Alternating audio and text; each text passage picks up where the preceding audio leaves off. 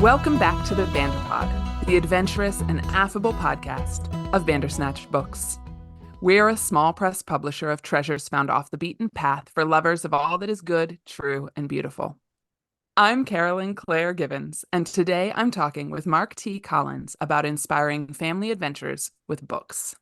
Mark, welcome to the Vanderpod. Hey, Carrie, thanks. It is so great to have you here. I always appreciate, getting a chance to have a conversation with you. As do I.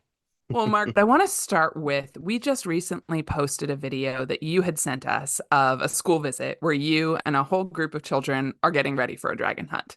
And you had them pull out their maps and their gloves and their magic marble that grows hot when dragons are near. And you all grabbed your dragon catchers and your swords and your shields and your hood to protect you from fire. And then you all ran to the hunt. And it was the most fun thing. And I want you to come to my school and read when going on a dragon hunt, please. Maybe I just have you come to a staff meeting at work or something. But I'd love for you to start with briefly telling us what is when going on a dragon hunt and the story of how it came to be. So, when going on a dragon hunt is a semi-exhaustive guide for families, for kids, for anyone who wants to go on a dragon hunt. It helps to know what you're doing so you can find what you're looking for. And I like to think that what you're looking for is not just dragons. And if you read through the whole story, you'll see that it's kind of a fun combination for me of hunting dragons and getting outside and imagining and playing. And it started out as me and my oldest son, Knox, when he was probably, I don't know, 4, 5, 6. We moved to a new house that was close to a greenway. Mm. We moved close back to where I grew up, so I'd spent some time down there, and they had done some, I guess, updates on the greenway, and there's a trail, and it's actually through the old city dump. So there's lots of treasures that were to be found if you get off the path. There's a creek that runs through there, and I was trying to think of how exactly it happened. We were just down there one time, and there was scratches on a tree or some things in the trail, and Mm. I don't know whose idea it was or where it came from, but we were like, what if, these are dragon markings? From then on, somewhere around there, we started calling it Dragon Creek. Nice. And I think it has a real name, but one of my goals is to get it changed to Dragon Creek in the city. I like this plan. Yeah, it's a long-term plan, but I don't know. It probably has a lot of history and it's worth a shot, right? We'll make new That's history. right. That's right. And so we started calling it that. We started going on dragon hunts, and somewhere along the line, I just started kind of taking notes, probably mental notes at first, and then actually taking notes of what my kids would take down to the creek. Mm. We would pack things, or I would ask questions like, "What do you need?" And my oldest son, Knox, he always had an affinity for small things, Uh-huh. little Lego guys or marbles or just things that he would keep in his pocket. And so there's a part in the book about the marble that glows hot when a dragon is near. And that was one of the first things. Mm-hmm. At the same time, when we would go down there, we were not just looking for dragons, but also kind of living adventures. Mm. I think before we moved, there was actually a dragon that lived kind of in our front yard that would be a part of bedtime stories. Right. His name is Elianti. I don't know. So this just kind of developed some kind of like family mythology we have. Right. He had a little small tree dragon named Digbug and would bring him with us. And in my head, I was developing stories around these characters, which I still ruminating, and they're Yeah. still there, and there's still kind of a long story in history. But as we would go, we were living out stories. There would be times where you would get bitten by a dragon and need some kind of remedy or have to run back to our house and get Uh-huh. the star leaf from the sugar maple. So just these all kind of stories were kind of ruminating. I was trying to write them down. One of the things that spurred me to write something, we had hosted Slugs and Bugs at our church, and I think I was taking Randall Goodgame back to the airport Mm-hmm. one of the times we were driving and we were talking about this, and he just asked a question that I think that sent me on a trajectory. He just said, "Have you ever finished anything?" Mm. So we were talking about writing and he said, "Have you ever finished anything?" And I was like, "No, I haven't. I have all these ideas and I like to think about writing down stories. I like to to make up stories. And so I sat down with some of these notes from our walks, and I thought, always been interested in picture books and Hmm. books for children. Didn't really know how that worked. Started reading like how to write kids book. So I just started writing down, and Hmm. it didn't come out like it is in the Yeah. final draft, but that was probably one of the first things that I finished. I mean, I've written short stories and Yeah. stuff, just thinking like, hey, maybe I could try to turn this into a book, and sat with it for a while, would revisit it some, rewrite some things, try to read it out Hmm. loud. Not sing-songy, I guess, but kind of that repetition of when going on a dragon hunt, when going on a dragon hunt. And then Hmm. you guys Hmm. started a publishing company, and I think we came to the illustration thing with Joe Sutphin at your Yeah. church, Yeah. and had been at Hutchmoot in 2017, I think, something back in Okay. there. And so I saw that and I was like, huh. So I revisited it again and tried to, I don't know, put some things together and send it to you guys, and was delightfully surprised. Yeah. You Well, I'm guys. awfully glad that you did. Yeah.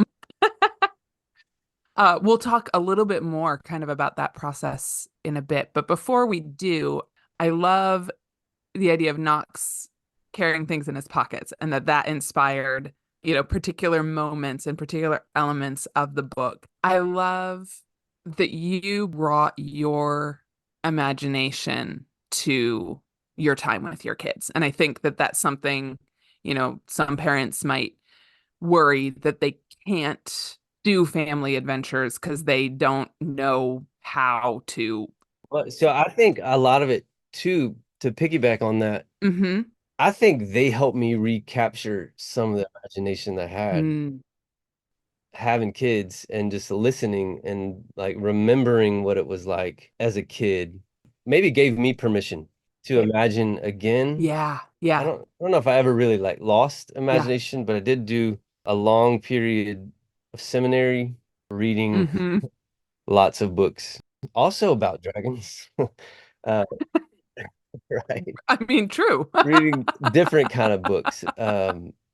But I think having kids has helped me to remember it's okay to keep playing, Yeah, and you really need yeah, to stay young. I think that's part of yeah. faith like a child. Stay young, keep playing, Right. you know. As you moved from studying, theology in seminary and the time that you had reading lots of books of many words, there is no end, and then moving back into a season of parenting and you relearning how to play. How did you see your own faith in that transition from a more intellectual study to a more physical, imaginative play faith moving into the faith of a child? Hmm. I think so. Studying seminary, I think, is a great venture and worthwhile. Hmm. Right. And maybe there was a conversation I had with one of my professors, and I don't remember what he called it. Maybe something like the second naivete. I think seminary maybe forms your mind to think certain ways, not negative, but to be very, very, very thoughtful, and but it can become rigid, and theology Mm. and following God can become like that. And I think he talked about being able to fall in love with Jesus like the first time, Mm. and Hmm. be able to come back to that. Maybe it had more impact on me than I realized now that I remember it.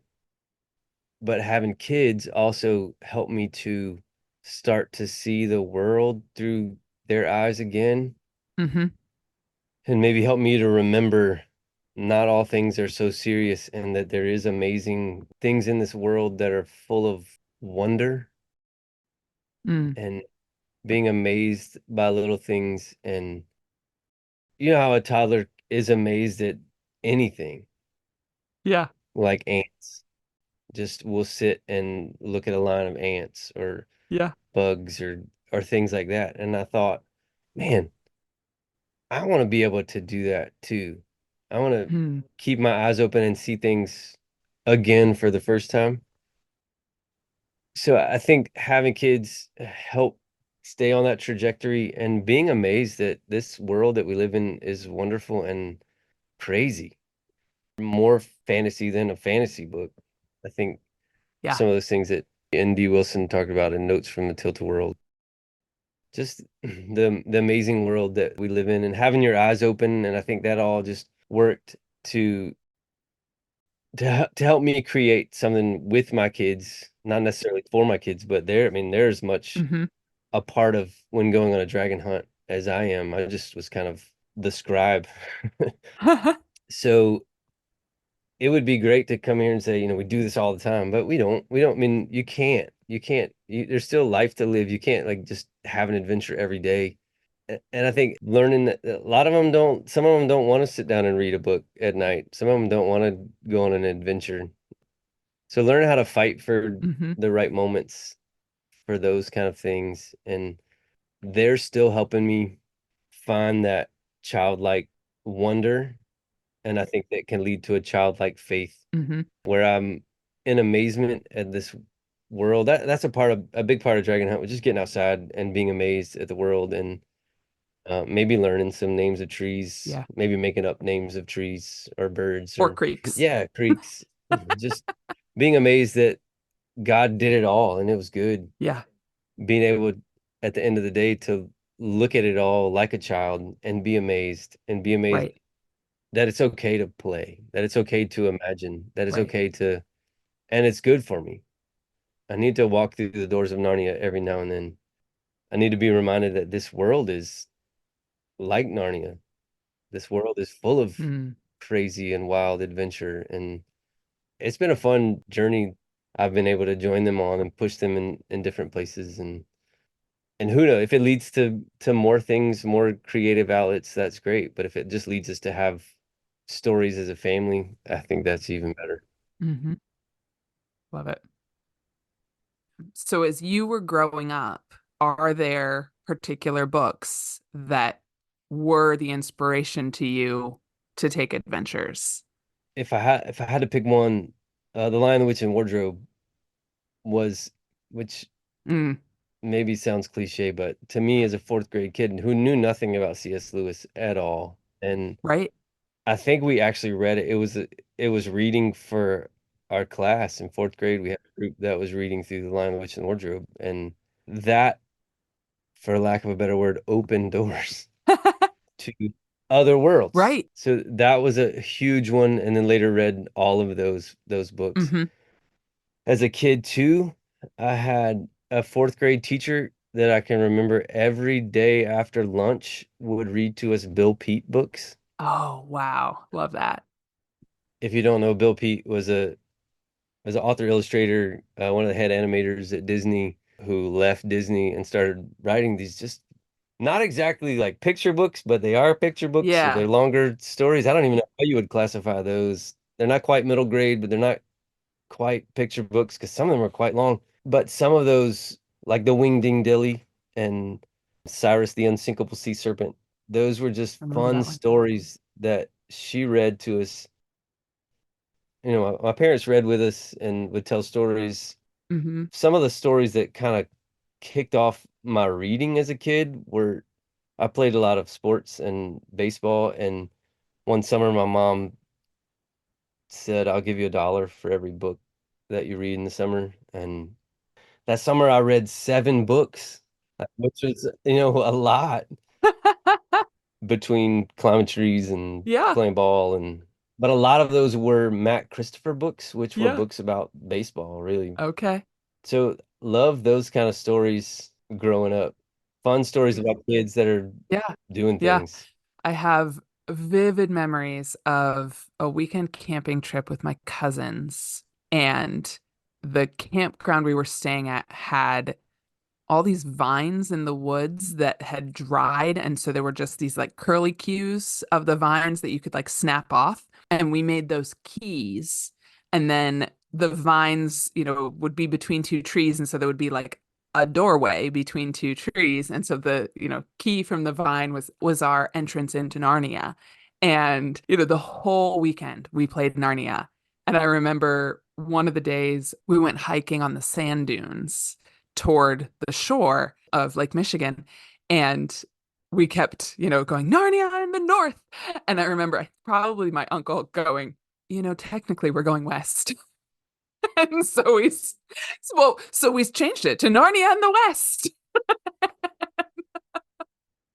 Something in the story, just inspired our imaginations and we took it. I mean, there's no, in any of the Narnia books, key to get through a door in the woods. Like we made it our own and we adopted that. And there's other stories like that. Reading Boxcar Children, I had a deep desire to put a glass bottle of milk in a stream to keep it cool. Yes, right. Things like that. Right. Or to build tree houses like Swiss Family Robinson, although that Oh, probably those are was the more the best. movie than the book. Yeah, that's what I was gonna say. I don't know if I ever read that book, but I I did don't know watch if the I've read movie. the book either, but the movie Is was there a pretty book? great. Yeah, yeah. One of the things I love about Dragon Hunt is that it finds the sweet spot between those kind of inspiring tales and something that's aimed a little bit younger, like We're Going on a Bear Hunt. And that has like the rhythm that's going to help the little ones keep up with the story. And, it has the repeated sounds and all that. By the way, there's a video on YouTube of the author Michael Rosen performing that book put out for the 25th anniversary. Dragon Hunt is a little bit older than that, but it isn't, like you said, it's not a story per se in that, here's a character and I'm going to emulate this character. It spans because it stands in that middle space. It spans between the young kids in preschool and even up to the top of elementary.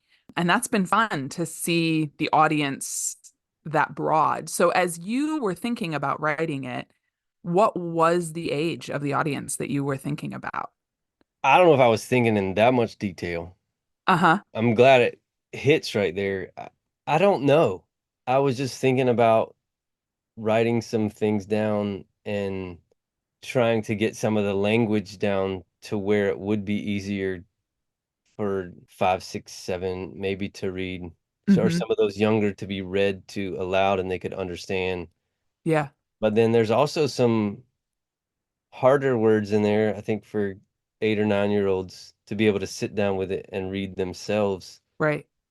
To answer your question, I wasn't really thinking of an age. Right. I was thinking of being able to read it to my kids. Yeah. And you had a span, so Right. that's helpful. Yeah, and they weren't that old yet. Right. Right. But yeah, I think Well, let's talk about the illustrations. You submitted your manuscript without illustrations.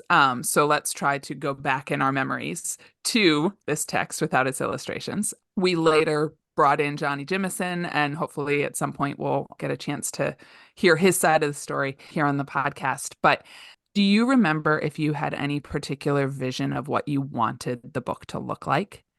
I think had read in somewhere, I have no idea where, but like publishers don't want your ideas. Or like I think your instinct when you first write it down was probably the first draft had paragraphs with notes for illustrations. Right, And then I right. remember reading that and thinking, huh. And I think it said something, it said write the manuscript in such a way that someone could read it and make their own illustrations. That it was Mm-hmm. the words were vivid enough that they could take it and make their own. Yeah, So that was what I started to try to do, right. to kind of leave it open-ended.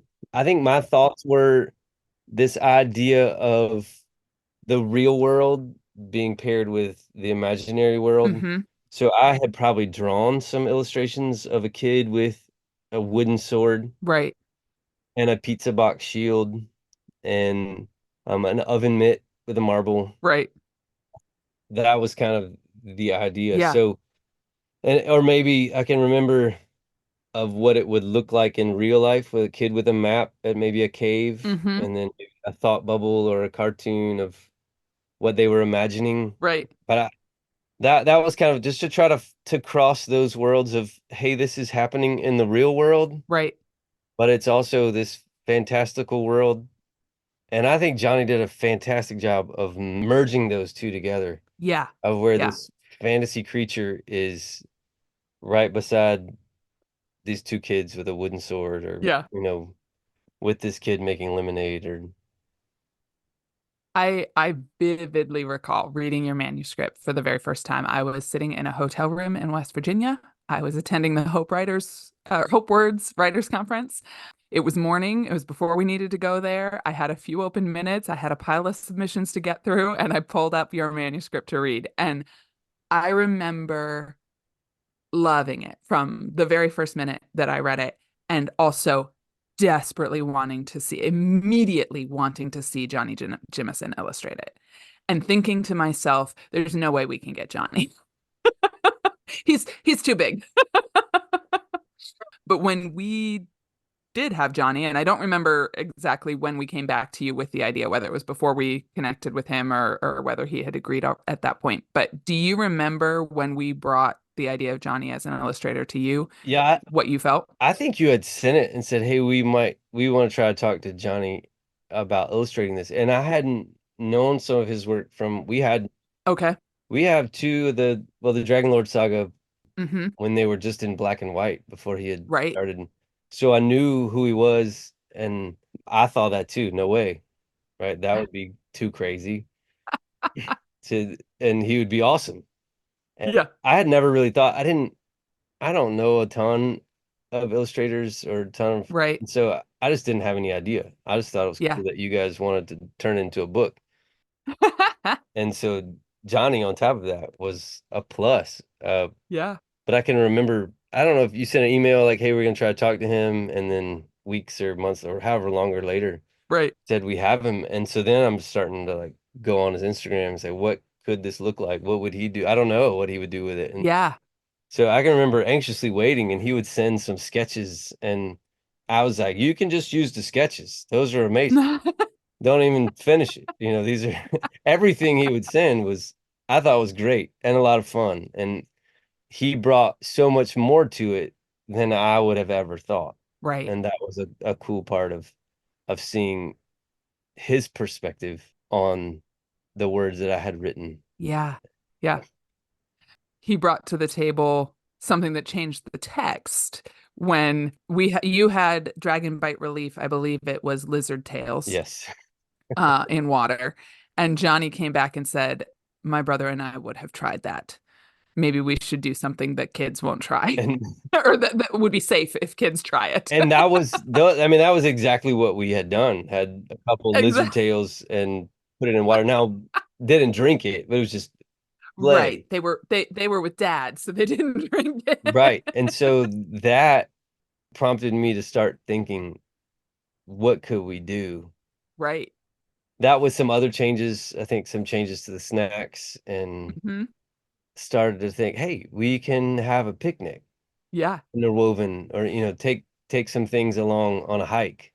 Yeah. So I think the lemonade, and it's always a lot of fun when I do read it and get to that part of it, and the kids are like, "Hey, it's just lemonade." Right. The Dragon Bible, yeah, well, sure. And I think they start to understand, right? Oh, here's some real things Yeah. we could Yeah. take They begin to on put the pieces Dragon Hunt. together. I I Right, had right. sometime last sometime in the last year, I was making lunch on a Saturday, and I looked down at my lunch and realized I had made a Dragon Hunt lunch. I had made a bacon sandwich, and I had pickles and carrots. I was like, wait a minute. There you go. Lemonade and marshmallows for dessert. Exactly. So, yeah, okay. It has been amazing to talk with you, Mark. And I can't wait to see what's next for When Going on a Dragon Hunt. Maybe in like 23 years, we'll have you, record a performance of it and we'll post it on YouTube. We'll do it. Maybe before then, Absolutely. Maybe tomorrow. maybe tomorrow. Be glad to do it. Listeners, thanks for joining Mark and me today for our conversation. And we hope that hunting for dragons will lead you to find bookish treasures in your wanderings off the beaten path. Thanks for listening in to our conversation today on the Banderpod. We hope you'll check out our full catalog at bandersnatchbooks.com. The Bander Pod is produced by Rachel S. Donahue, A.B. Donahue, and Carolyn Claire Gibbons. Audio engineering by S.D.G. Morgan. Artwork by Evelyn Warnamendi. Many thanks to our friend Chris Slayton of Son of Laughter for our theme song, Cricket in a Jar. Find links and more in the show notes.